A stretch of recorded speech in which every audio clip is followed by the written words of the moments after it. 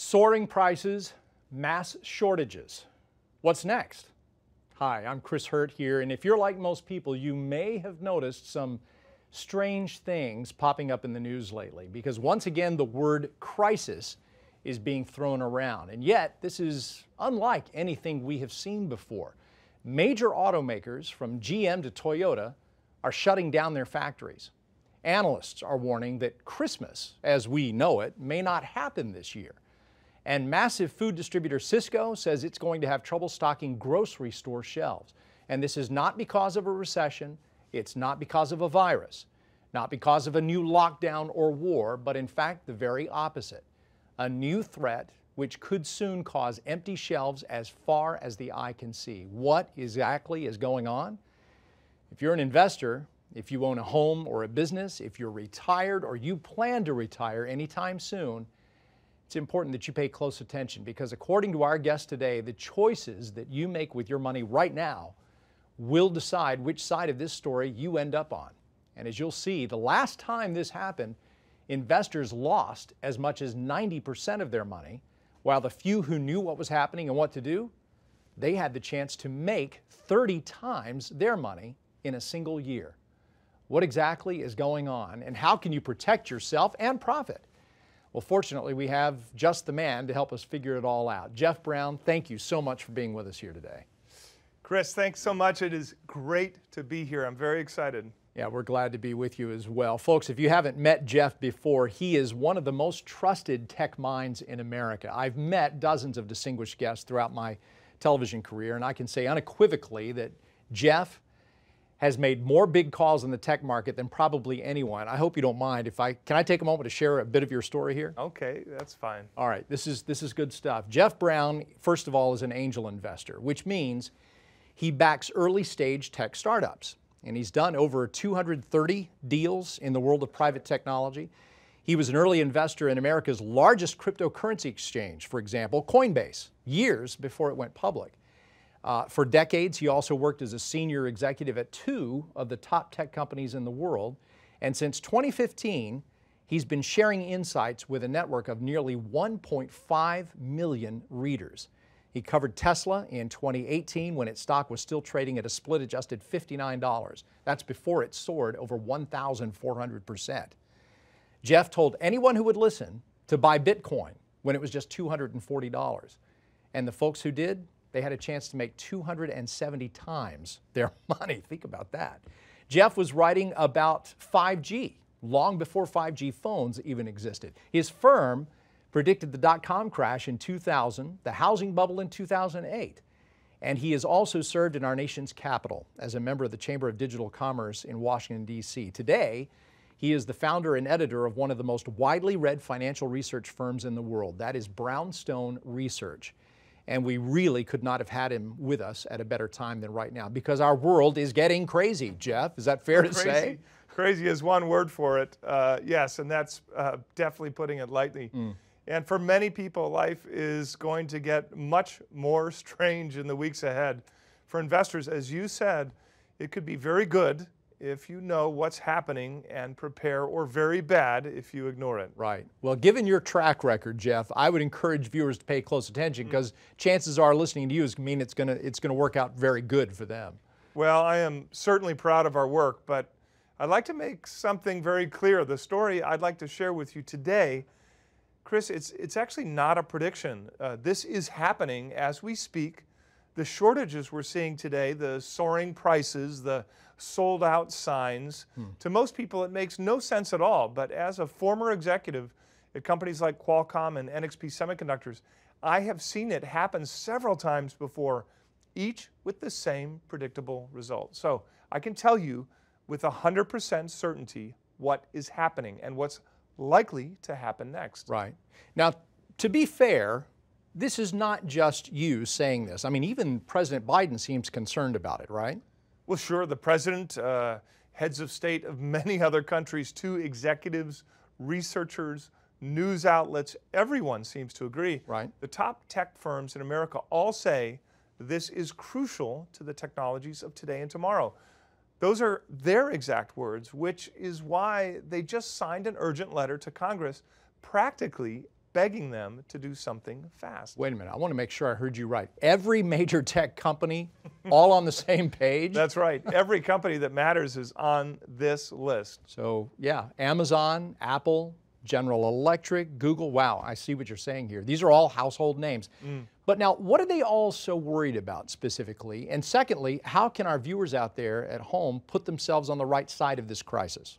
Well, for starters, we've got to be just a little curious. We've got to start asking questions and not just accepting what the media tells us, because the last time this happened, the result couldn't have been more extreme.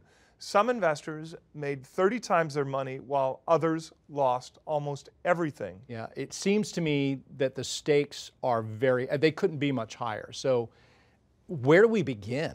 Well, the first step for us is to gain a simple understanding of what's actually going on and why it matters, of course.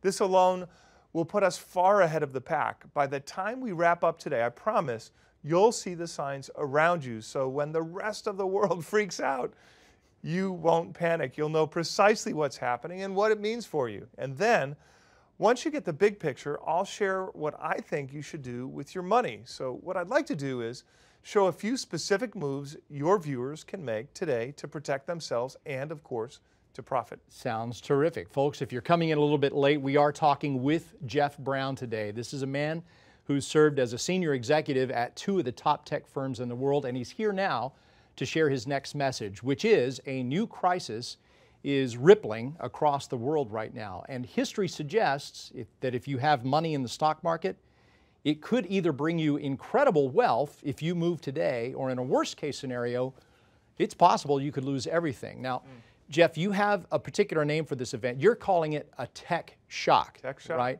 And this is something unique. It's not the sort of event that most of our viewers have seen before, right? Oh, right, and for good reason. This has nothing to do with any pandemic or natural disaster, and I'm not talking about a shutdown, a lockdown, or a quarantine. We really haven't seen an event of this magnitude since the famous oil shock of the 1970s, which, if you remember, was also a supply shock. Yeah, I do remember. I was just a kid back then, but I do remember the huge lines getting gas for the car, stations running dry. So this tech shock that's coming, you think this could be just as bad? Maybe worse? Well, without a doubt, yes, because this crisis hinges on a single piece of technology that is critical to every electronic device we touch. To most people, it's not obvious like gasoline. We won't see lines of people waiting to get their hands on it, at least not yet. Until now, it's been largely invisible to the public, but that's about to change in a hurry. Invisible? How so? This technology is literally out of sight and therefore out of mind, and yet, when you grasp its power, you'll see it all around us, every moment of every day. Without it, our modern life would grind to a halt. Dozens of entire industries depend on it. Everything from satellite communications to concrete and steel manufacturing to farm machinery to Bitcoin mining. But rather than explain what it is, how about I just show you? I have it right here. No kidding. That would be great. Let's see it. Well, I'm sure you've been wondering what single piece of technology could matter so much that it has the US president, Apple Computer, plus major retail and grocery stores all in a panic. And it's this tiny square. As you can see, it's much smaller than the tip of my finger. I see that. It is tiny indeed. And though it may not look like much, this single piece of technology controls the entire world. Wow. Okay, so what exactly are we looking at here? This thing right here on the tip of my finger is something called a semiconductor, otherwise known as a computer chip. From the moment we wake up to the moment we fall asleep, this tiny tech is all around us in any number of ways. From your phone to your laptop to your television and coffee pot to your washing machine and even the oven. And from tractors driven by the farmers growing our food to the ventilators at our local hospitals to the missile detection systems monitored by Air Force personnel. Every single one of those devices is controlled by this tiny piece of technology. Get this, there are 3,000 of them in a typical modern car, thousands more in the average fighter jet. And as you may have noticed, there's one big problem. And that would be? Well, for all intents and purposes, we've run out of them. Now, I'm sure you've seen these headlines. The Wall Street Journal, CNBC, Bloomberg, Forbes, Business Insider, the Harvard Business Review, and every other major news outlet in the world agree we are in the midst of a global computer chip shortage. As The Guardian puts it, the global shortage of computer chips has reached a crisis point. Intel says this shortage could last for, and I quote, several years. All right, so this tech shock is about computer chips. I think I'm starting to see where you're going with this, but now, where exactly does the shock part of it come in to play here? Well, Chris, we're entering a kind of supply shock unlike anything we've seen before. It may not be obvious to most people, but the effects are popping up everywhere. The most obvious one is this: tech companies can't produce enough consumer products to meet demand. iPhones, tablets, laptops, the latest Xbox and PlayStation 5s, refrigerators, washing machines, alarm clocks, you name it, it's getting harder to manufacture, which for shoppers means harder to find at the store and more expensive if you do find it. In a large part because the largest semiconductor company in the world just jacked up prices by 20%, an unprecedented move. Wow. Well, it's no secret that prices have been rising at the fastest pace in decades. I think we're all beginning to feel the pinch, so to speak. But now you say it's largely due to these chips, Jeff, which are in short supply. That is specifically not something I've heard before, I have to say. Well, it's everywhere, and it's actually unavoidable. And you're going to be hearing much more about this in the weeks ahead. Just recently, Tesla had to rewrite the code in its cars to reuse old chips because they literally couldn't find new ones. Their home solar power system, the Powerwall, is being slammed by this chip shortage too. Wow, Tesla cars, the Powerwall, you've got AI, EVs, and solar power all being hit by this at once. I'm curious, how is Elon Musk taking all of this? Not well at all. He calls it Tesla's biggest challenge, imagine that, and says he's never seen anything like it. And that's just one company, Chris. Look at what's happening to the traditional automotive industry. Remember, there are about 3,000 of these chips in the typical car, 3,000 on average. And Chris, do you know how many of them need to be missing before production on a car is halted? I have no idea. I don't know, maybe 100? It's just one. The answer is one. One? Wow. Making a car is much like baking a cake. You can't bake the cake and add the eggs afterwards. If a car takes 3,000 chips and you're missing just one kind of them, that car can literally not be manufactured. The production line stops until the company has every single chip. That's amazing. So this really explains why it's hard to find a new pickup truck these days. GM, for example, I know, and you kind of alluded to this, they had to shut down every single one of their pickup truck plants due to this chip shortage, I take it. Car prices are soaring, as CNN puts it. Is this to do with the shortage and the production holdup that you're talking about? Yes. Imagine buying a car, driving it for a few years, and selling it for a profit. Can you imagine that? Normally, that's impossible. Yeah. I've never seen anything like that in my life before. But thanks to the chip shortage, it's becoming normal. Used cars, in many cases, are selling for more than when they were new. Jeff, that is, sorry to interrupt, that is crazy because you and I both, everybody knows, normally when you drive a new car off the lot, it instantly loses value. It is crazy. But when you understand what's actually happening, it actually makes sense. Used cars are more expensive because they're ready, they're real, they're running. It's simply supply and demand. Consumers want the cars, they need them, but there's literally no new supply. And for the big automakers, this is catastrophic. Yeah. Ford's profits were cut in half this year. In half, Chris, because they can't assemble their vehicles. It's getting so bad, you can see all of their unfinished cars literally from space. Oh, man. As Barron's puts it, this shortage is killing car stocks. Okay, I think I understand now how this is hitting consumer tech cars. But again, think about this. Most people don't have to buy a car all that often, right? And I love my iPhone, but I'm not planning to upgrade that anytime soon. So I understand why there's a crisis for Ford and GM and maybe a headache for Tesla and Apple, but why is it that you're saying this is a crisis for the rest of us at this particular point? Well, look, Chris, I could sit here for hours and walk you through the entire ripple effect of a situation like this. But the simplest way to say it is this.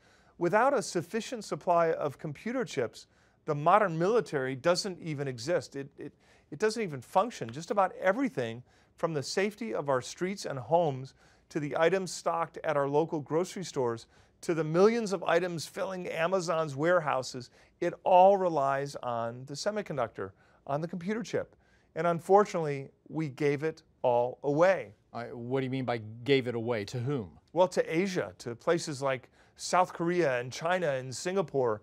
The vast majority of these chips are now produced overseas. In fact, one company, just one company based in Taiwan, produces 50% of them.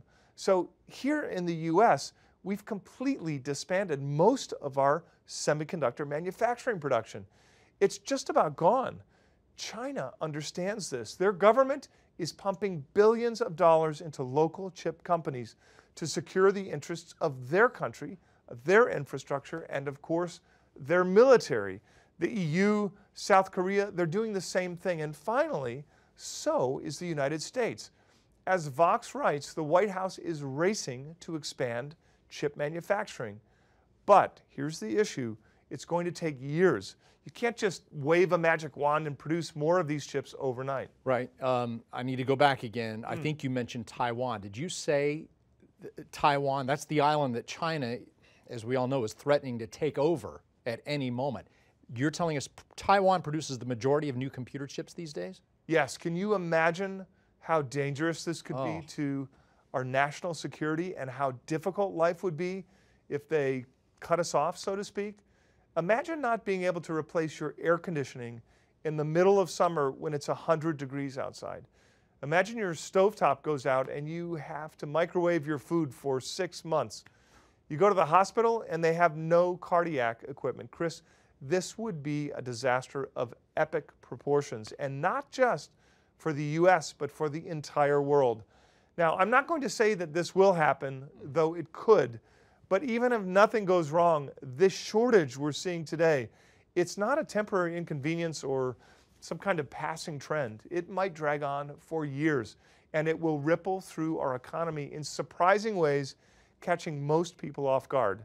I know one multimillionaire who's so concerned, he's rented storage space, and he's filling it with items that could become scarce in the weeks ahead. Really?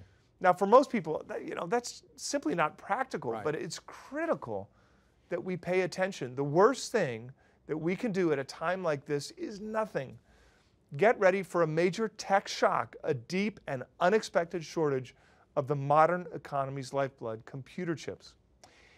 Well, I have to tell you, Jeff, I am glad we now understand the root of this crisis, but I'm not sure you're making me feel any better about it at this point. My impression is that it seems like, I don't know how to sugarcoat it, we're in big trouble here. And it sounds like it could get much worse before it gets any better. Now, a moment ago, you did mention how you actually lived through several chip shortages in the past. You worked at the heart of the chip-making world in Asia. I know you were an executive, one of the decision makers at the top 2 companies that make these chips. So I'm curious, could you share a bit more about what you learned on the inside? And please tell us, what do you think may happen next?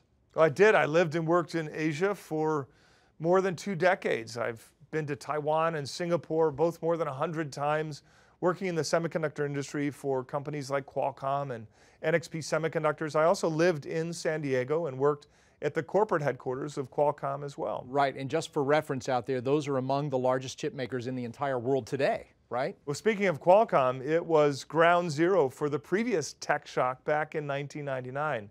Now, what do you think about right away when I say tech in 1999, Chris? First thing is Y2K. Second thing would be the dot-com bubble and the crash that hit right after. Exactly, and that's what most investors think about when they hear 1999, but not me. Chris, can you picture shares of Amazon, Facebook, or Google collapsing 90%? Oh gosh, that's tough to imagine. Well, it's almost unthinkable, right? Yeah. But when the last tech shock hit in 1999, that is exactly what happened. Do you remember Motorola? Motorola, the old cell phone company, right? Yeah. Right. Most people know Motorola makes cell phones and how they were one of the most prominent tech companies in the world. But back in 1999, cell phones weren't the most important part of Motorola's business.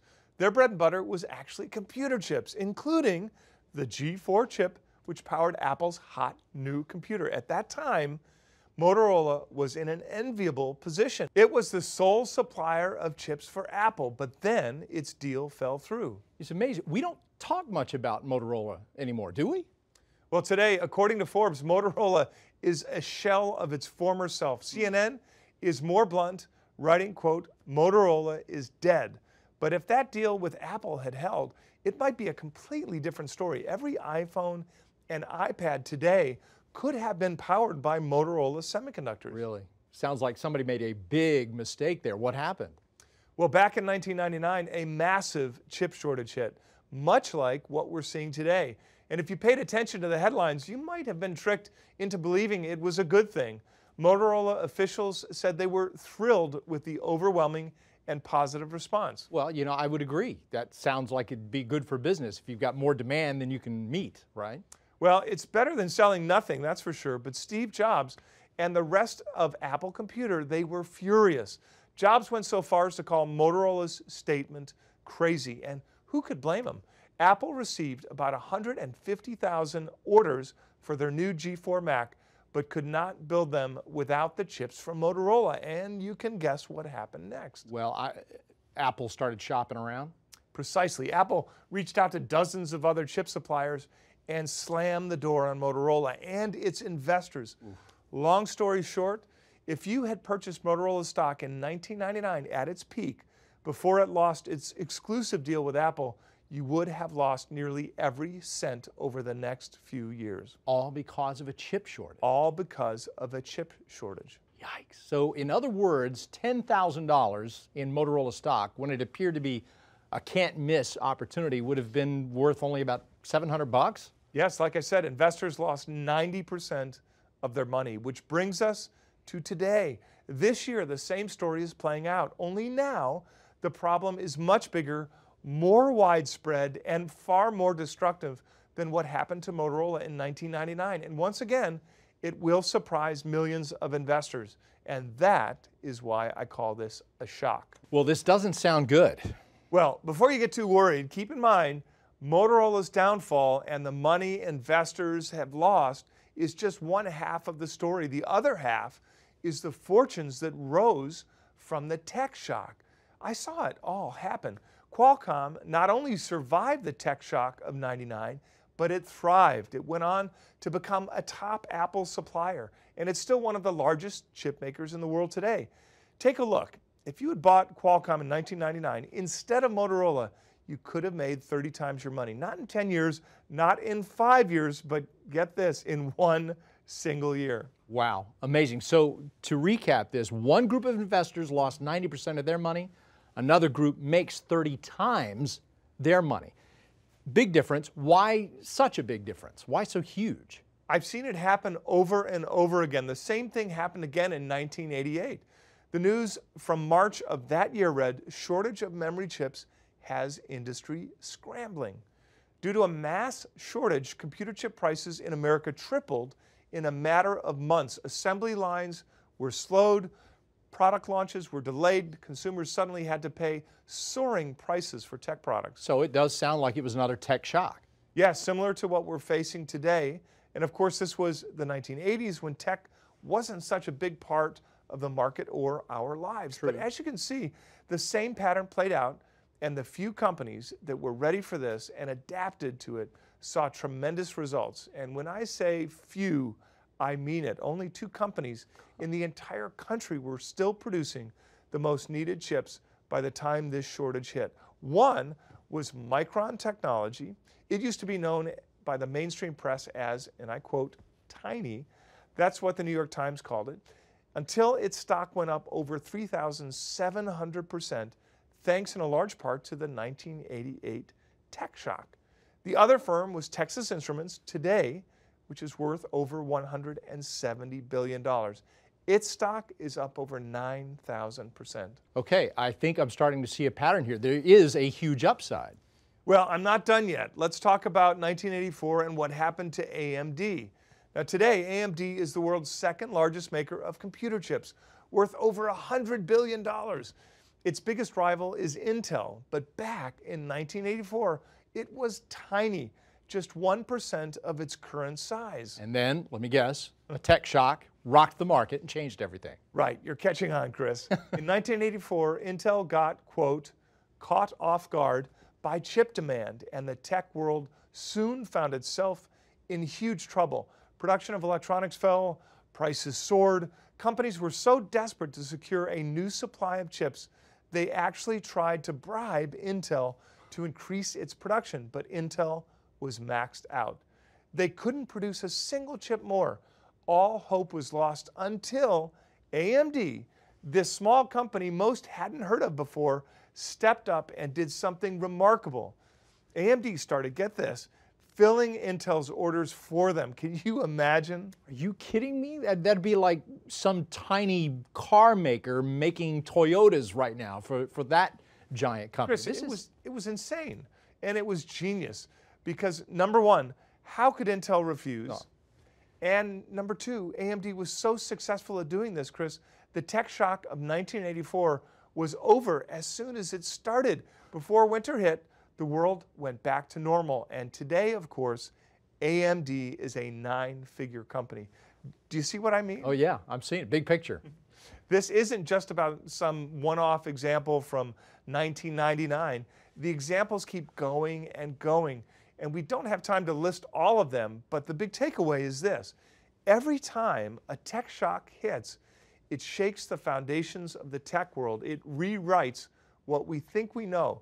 Small companies become big, big companies become small, and today it's happening again with a twist because this newest tech shock is bigger and faster and more severe than anything that we have ever seen. Now, what makes you say that? Well, first of all, look around, Chris. The signs are everywhere. Unlike the 80s and the 90s when many homes didn't even have a computer in them at all, computer chips are in just about everything now. In fact, unlike the 80s or 90s, we are all as reliant on them as electricity. They're in our toothbrushes now. That's a good point. And it's not just me saying this. In a 250-page document issued by our federal government on this exact topic, they call computer chips, quote, essential to modern day life. It's easy to see why they say so. Computers and the chips they run on are all over the place. Think about this for a second. We wake up first thing in the morning, what do? Well, in my case, I make some coffee, check my email. Chips, then what? Wake up the kids, hop in the car, go to a job, maybe listen to some satellite radio on the way. More chips. I don't mean to belabor the point, but just about everything that we do relies on this tiny piece of technology. When you check out a book at the library or download an ebook, when you fire up the TV and watch Netflix, when you pop dinner in the oven or microwave, when you do the laundry or turn on the air conditioning, when we do a FaceTime video call with our grandparents, when you take a simple blood test at the doctor's office, even when we buy a bag of chips from the store or from a vending machine. Well, Chris, I think you get my point. I'm beginning to, yeah. So even potato chips are powered by computer chips. It really is stunning, and you've brought it into focus here when you think about how far we have come, and as you said, how reliant we are on these little tiny square wafers. And that is literally just scratching the surface. Consider the near future. The tech that's coming next will make current demand look quaint in comparison. I know. A few years ago, I couldn't even have imagined that cars would be driving themselves, you know? And now self-driving cars are popping up everywhere. I've been in them myself. They're poised to soon hit 30 million total on the road over the next decade. It feels like so much of the world is moving faster now than ever before. Well, if it feels like tech breakthroughs are happening faster these days, it's because they are. The computing power used by artificial intelligence, Chris, jumped 300,000 times just from 2012 to 2018. We can see on the graph what appears to be a straight vertical line. That is incredible. It is, just like you said, it's straight up, vertical line. That is the kind of progress we're now living through, from 5G wireless technology to machine learning to 3D printing to advanced robotics, cryptocurrencies. New technologies are transforming our world in ways we can barely comprehend, faster than we can possibly fathom. And every single one of them relies on thousands of computer chips to function. If just one of these chips is in short supply, it is a problem. And if many of them go missing for too long, it all adds up to a tech shock unlike any we've seen before. All right, so Jeff, would it be fair to, I don't want to put words in your mouth, but is it fair to say this shortage is not going to end anytime soon? I mean, what happens now? What's the next step? Well, as this chip shortage worsens in the days ahead, I believe not only will car and consumer product shortages grow larger, not only will soaring demand for tech put even more strain on the chip supply, this is going to get much, much more painful for people who do not prepare now. I'm almost afraid to ask, Jeff, but how do you mean it's going to get worse?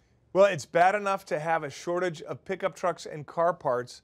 Imagine a mass shortage of air conditioning and heating units. Imagine your heater breaking down and no one can fix it and no one can sell you another one. Imagine what will happen as this hits medical devices. Chris, ventilators, scanners and EKG machines, pacemakers, because that's where this is headed. Already the supply of new heaters and air conditioning units is strained. Medical manufacturers like Philips are warning they will soon be forced to halt the production of devices used to treat cardiac arrest. And as these chip companies have admitted, this shortage isn't fleeting. This could last, best case scenario, for years. According to Intel, several years. Look, this is real and it is very serious. Well, Jeff, I'm definitely convinced. I'm so glad you're here to tell us about all of this, but what does someone watching right now do about this? How can we know how to respond? What do we do right now? Well, a common sense solution? Look, if you need a laptop for work, maybe consider buying another as a backup. Take 5 minutes, sit down with a pen and paper and ask yourself, what electronic device could I not do without? And make sure that you're covered, because the way these shortages are appearing, you could be waiting months for a new device, or you could be forced to pay through the nose if you need something as soon as possible. Think about your household. If your heater or air conditioning unit is on its last legs, I recommend replacing it right away. If you're thinking about getting a blood test, do it as soon as possible, and keep a close watch over your investments, because it goes without saying, you don't want to risk losing your money. Right, yeah, like the 90% drop that you mentioned with Motorola, right? Right, you do not want to repeat that experience. Sure. So I put all my research into an easy to follow report so you know exactly what to do next. The first step, take a position in the companies poised to become the next generation of tech shock winners. Remember, past tech shocks have delivered gains like 875%, 2,900%, 3,700%, even over 9,000%. In some cases, in as little as 1 year. And without the right research, you had nearly zero chance of finding these opportunities. But for a brief time today, you have a chance to make the right moves, because as a former semiconductor executive with years of experience identifying breakout investments in the stock and crypto markets, I've identified a select group of companies playing this tech shock in brilliant ways, one of which Forbes calls the center of the global chip shortage. Why? Because it possesses a very special technology and over 13,000 patents that holds the key to solving this mess. Now, I believe any company that wants to make bleeding-edge computer chips, including the ones in this portfolio, must go through this company first. And you've probably never even heard of its name, but when this is all said and done, in my estimate, this company could go down in history as the one that saved the day. And that's just one of the several companies in this portfolio, which my research indicates are on the brink of an absolute explosion, just like what we've seen in the past. Now, I've written down their names and stock symbols in a special downloadable report titled The Tech Shock Portfolio, Companies to Buy Now. All right, so let me see if I got this right here, Jeff. You're saying a single company could solve this problem? Essentially, yes, with the help of several other key players. And you've written them all down for us based on what's happened before when companies get a tech shock right. 2,000% gains, 3,000%, 9,000%.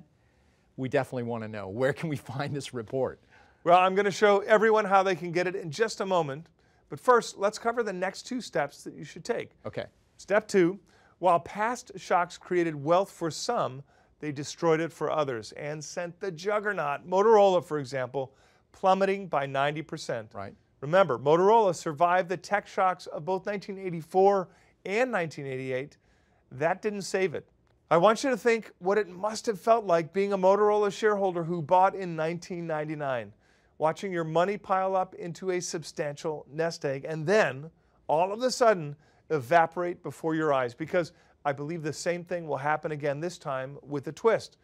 Now today, our world is a very different place than it was 20 years ago, and the damage of this latest tech shock is set to hit harder and impact more people than ever before. So you're going to want to pay close attention to the names of the companies in this second report I prepared, the tech shock casualties, companies to avoid and steer clear. One of them is considered among the safest stocks on the market, and you may very well own it right now, but let me be clear, I believe it is a ticking time bomb, and it could be on the verge of being decimated by this tech shock.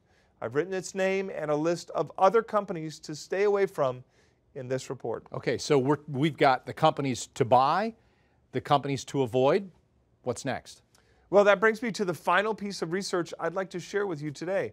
You see, as we speak, there's another kind of shortage spreading right alongside the chip shortage, and it's going to be a huge tailwind for the right tech stocks. I'm talking about a labor shortage. That's right, labor shortage. I know unemployment's always a big concern, but normally it's because of a job shortage. This time we're talking about a worker shortage, right? And we've rarely seen this happen before, but today something very strange is going on in our labor market. A lot of people are choosing just to opt out of it, to not work at all, despite employers doling out signing bonuses and lavish benefits like pet insurance. As CNBC reports, there are about 1 million more job openings than people looking for work. Amazing. How's that even possible? Well, whatever the reasons are behind this, the key thing to understand is millions of people are refusing to show up for work, from hospitals to retail to restaurants. And this great resignation, as it's called, is only fanning the flames of the chip shortage. Think about it. Say you own a fast food restaurant and you can't find help. What are you going to do? Just give up and go home?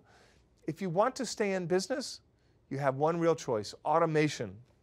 Which is to say, computers doing the jobs that people won't do? Right. You may have noticed these order kiosks springing up across the country. Sure. This one is at a nearby McDonald's. They take the place of cashiers, and people tend to like them even more because they get every order right. And in the kitchen, we're seeing new automation technology rolled out to replace burger flippers. Incredible. AI in the kitchen. Well, one example is a burger flipping robot called Flippy. It's being tested at key locations across the country, and this tech, or something like it, will quickly take over the fast food industry.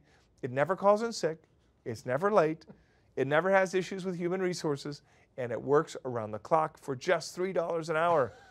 And what do these devices need in order to operate? Chips, right? So with the advancement of AI and computing speed, with 1 million unfilled positions in our labor market, and I expect that number will only grow larger from here, what will happen is those human workers in menial jobs will soon be replaced by robots, by the chips that run those robots. Whether it's fully automated robotic farms powered by drones and sensors, machine vision replacing assembly line workers, or AI discovering medicines all on its own, to the point that even biology PhDs are now being warned to get to grips with what AI can do and consider new lines of work. Really? Even PhDs are being automated. Boy, is nothing safe anymore? Even PhDs, Chris. This mass automation of labor is ramping up much faster than most realize, and it is set to drive computer chip demand even higher.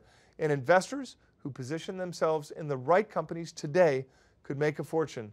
That's why I've prepared a portfolio of companies I consider the very top players in this space. You'll find everything inside a third research report titled The Age of Automation. That's great. So there we have it. 3 steps, those 3 reports. Jeff, I know for a fact a lot of our viewers are probably wondering how they can get access to all of this fantastic research, the potential tech shock winners, the potential losers, and the companies that are leading the way on automation that you just mentioned.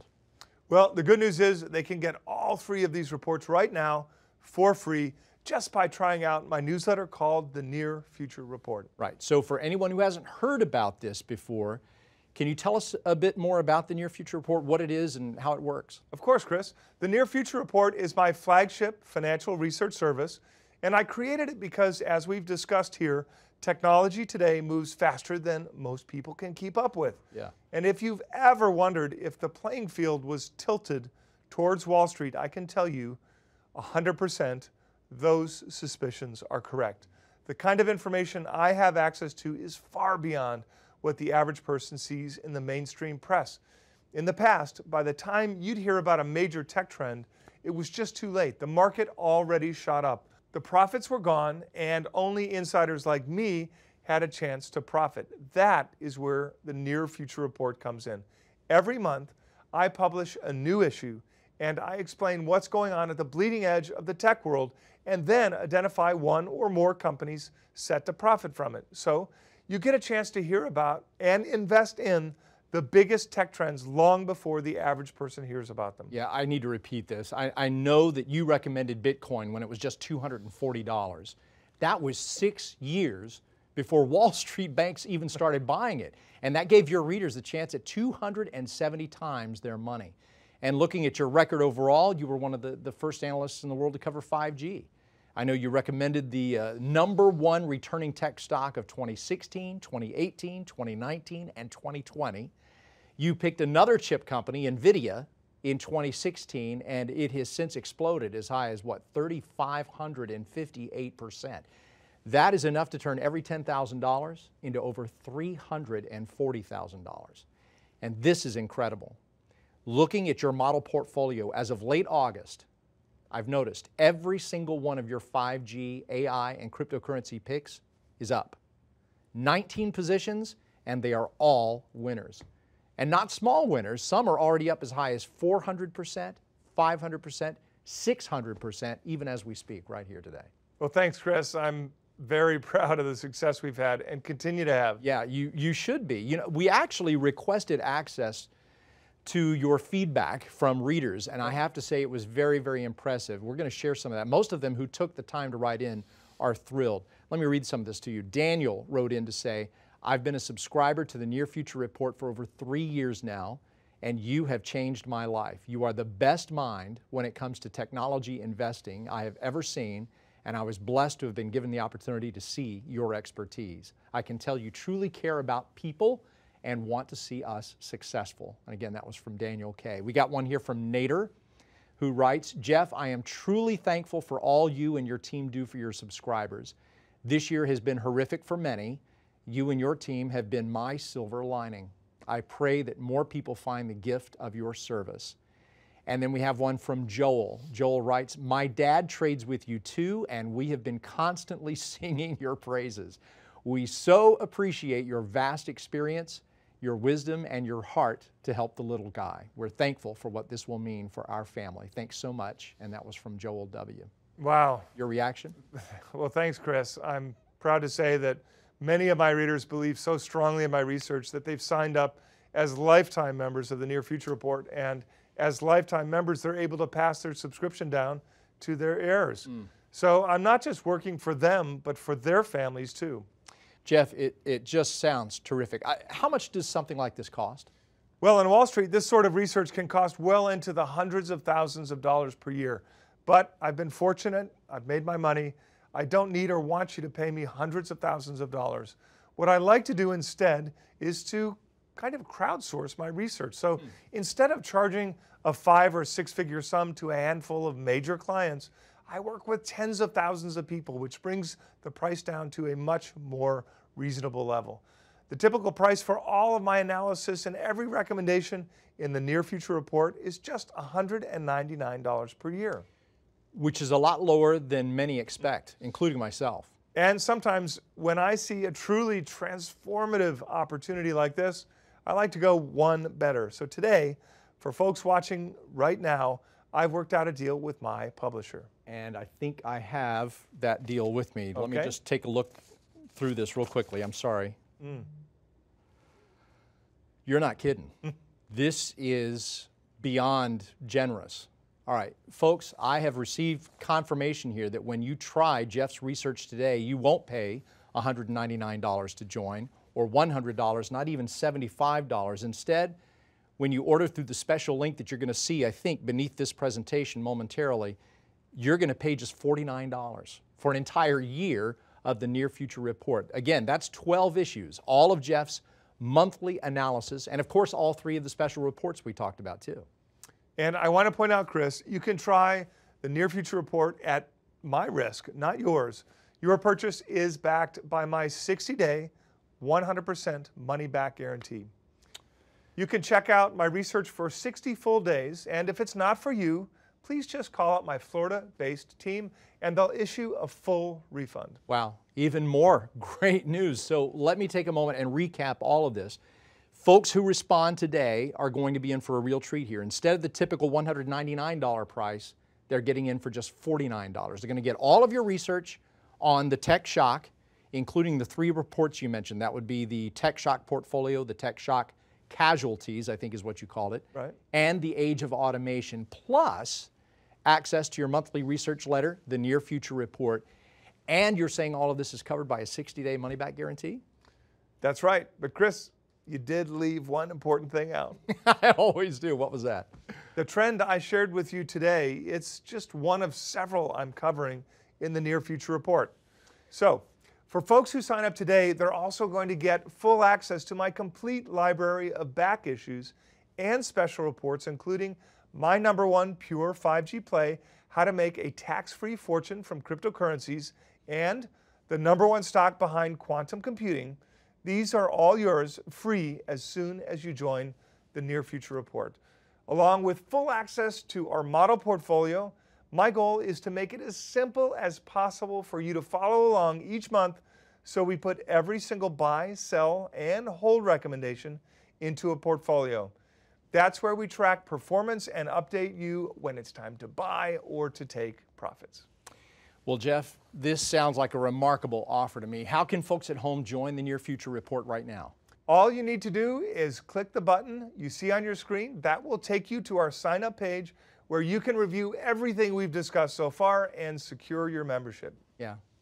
Folks, to repeat, Jeff is offering all of this to you, everything you see on your screen right now, and it's just $49 if you order right now. Normally, this does cost much more. What did you say, 200? Almost 200? Well, correct. On my publisher's website, the Near Future Report costs $199 per year. But if you click the button below, you'll get instant access for just $49. Right, so everyone, again, you can access Jeff's offer by clicking the button that you see on your screen right now. Now that will take you over to a secure order form where you can claim that special 75% discount. I hate to say this, but we are running out of time here. Jeff, it's been such a pleasure to have you on the program again. I tell you what, before we sign off, anything else you'd like to add to this? Yes, Chris, there is one more thing I'd like to say. And if you don't mind, I'm going to speak directly to everybody at home. Please. Folks, you have a choice in front of you right now, a choice that every American will face soon, whether they realize it or not. Option 1 is you can ignore what you're seeing in the news. You can ignore what you're seeing all across the country, all across the world for that matter. You can ignore everything you've seen here today in this video and walk away. You can hope that there will be no consequences for this, that there will be no lasting effects caused by what may soon be known as the worst supply crisis in human history. But frankly, I've been doing this for more than 30 years, and I can tell you, having seen this story play out over and over again, though never as bad as today, all the hoping and wishing in the world will not make this crisis go away. It will not make it any easier when this tech shock comes for you, for your family, and of course, for your wealth. It will not bring your money back. It will not give you a second chance. And fortunately, you do have another option, option 2, the option to act, to do what needs to be done to sidestep the worst of this and make the moves that have, in the past, multiplied investors' money by as much as 30, 40, even 90 times. You can act alone. You can try to navigate this yourself. You can spend 40 hours a week researching and planning and countless hours more implementing your strategy. Or, for what amounts to less than 14 cents per day, you can leave that work to me. You join me, my staff of analysts and researchers, and my community of over 1 million successful readers who know and trust that I will do everything in my power to keep them safe. The choice is ultimately yours, but you risk nothing by taking a look at my research right now. You have a full 60 days to look it over, and you get every dime back on your subscription if you don't like it.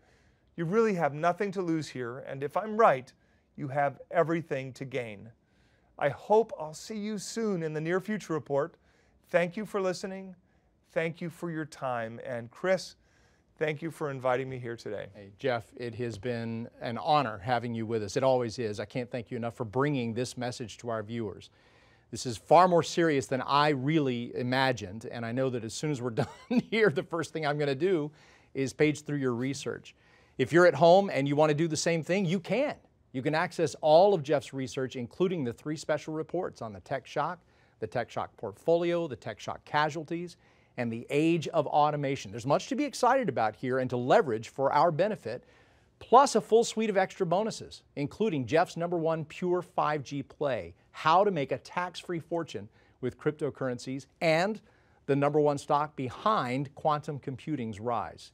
Of course, that also includes a full year of membership to the Near Future Report, Jeff's flagship research service, and all of that for a record low price. You're going to get all of this and more at a 75% discount, just $49, by clicking the button that you see on your screen right now. My advice, do it. Go ahead, click that button and get yourself in position for this tech shock. Don't wait. Do it right now so that you're ready no matter what comes next. Thank you all for watching. I'm Chris Hurd.